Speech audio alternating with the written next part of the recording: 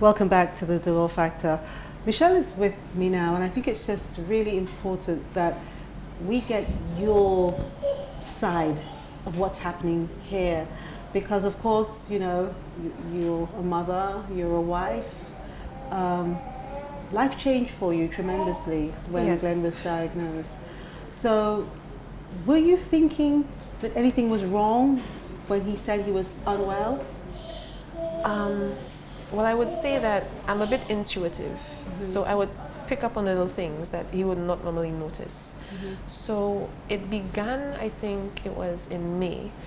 I noticed his sleep patterns changing. I noticed his appetite changing. And I also noticed the mood changing. And even his his attention span would just be really off at times.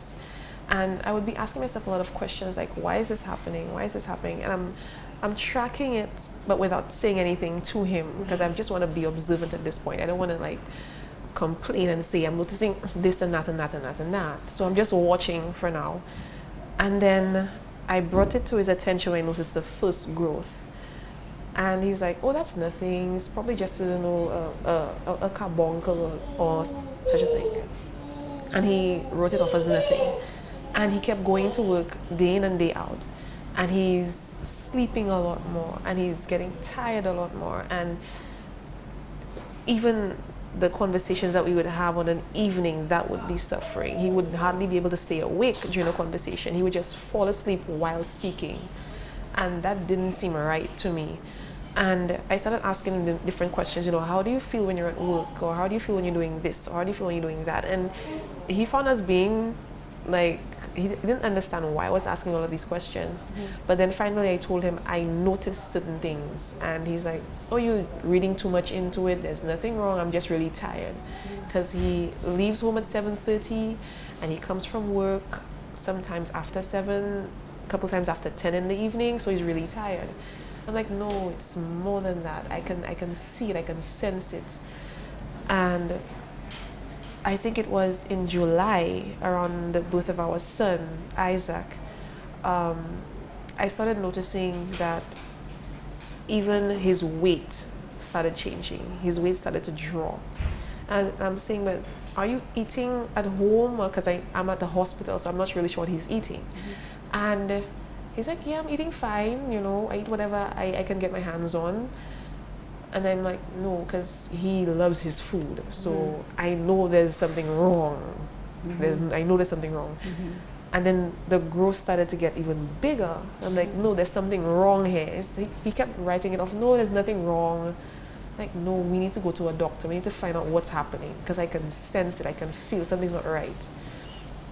And then finally, went to the doctor.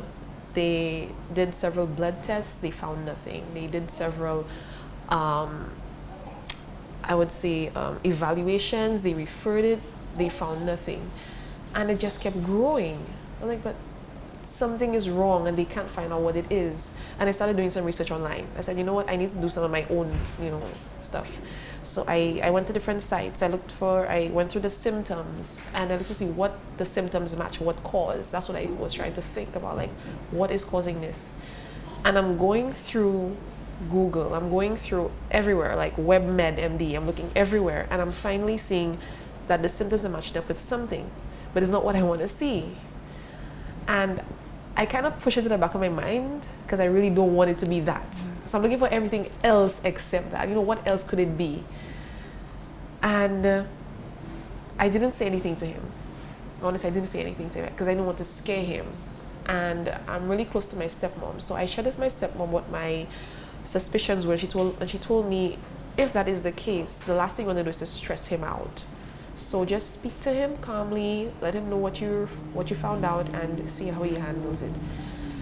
And I decided still not to say anything because I honestly didn't want to accept that that is what it could be.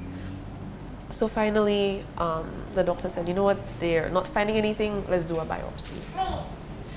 So they did the biopsy and the waiting period begins. And during this waiting period, I'm like cringing every day because I'm seeing him. How long did you have to wait?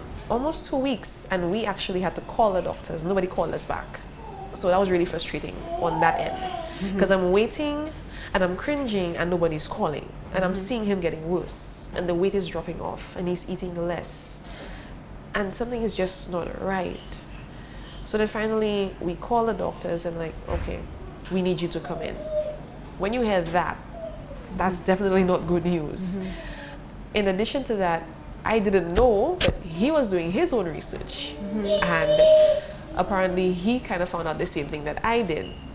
So we both were kind of keeping it from the other. So I guess we didn't want the other to feel sad or down or depressed. So when we went to the doctor's office, he closed the door. I decided to stand. I didn't want to sit down. I had the baby on and he sat down, and the doctor had this letter on the table, and he looked over the letter and he turns back to me and says, that's what it is. And I took a deep breath, and the first thing out of my mouth was, praise be to God. And I know it's a shocking response to a lot of people, but in our faith, that is what we do. That is what we say. Whenever we hear bad news, whenever we hear good news, we say praise be to God, because right now God is who we need to turn to. Father Lord, we need you now, even more than before. We need you. And I took a deep breath and I said, you know what, I cannot afford to break down now. I need to support him. So I stayed quiet and I let the doctor talk. And he's like, Mr. Samuel, we got your results here. And the strange thing is that he was just so cavalier about it. You know, there's no empathy in the voice. It's just like you're telling somebody this is the menu. And I felt like there was no connection there. He didn't really deliver it with any emotion. And that got me. But at the same time, I didn't let it affect me. I didn't react to it. I just stayed quiet. I said, Mr. Samuel, well, we got your results back and you have lymphoma. And he paused as if waiting for this, reaction. And he didn't get the reaction he was expecting. And my husband was like, yes, I know. The doctor was taken aback, like, how do you know? Because I'm only now telling you. He said, well, we did our own research and we put two and two together. We found that that's what it could have been. We're just waiting for you to confirm it. And he's like, and that's it? I'm like, well, what exactly was he looking for? And he says, well, normally when I give people this news, they're crying, they're falling all over the floor and, grabbing the chair. And he said, I've never seen anybody react to this news just like you two just did. And he said, well, what we need to do now is to refer you to this oncologist at Victoria Hospital, and they will take it on from there. Well, Michelle, I have to stop you there.